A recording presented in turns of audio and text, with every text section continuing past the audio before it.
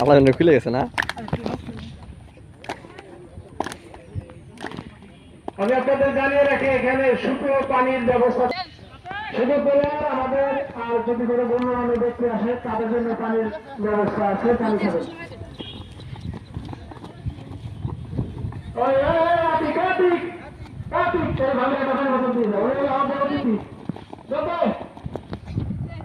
দম মেরে গেছে। আমি সাইড আম্পায়ারের যারা দায়িত্ব পালন করছে তাদেরকে এখন আমি দেখতে পাচ্ছি না।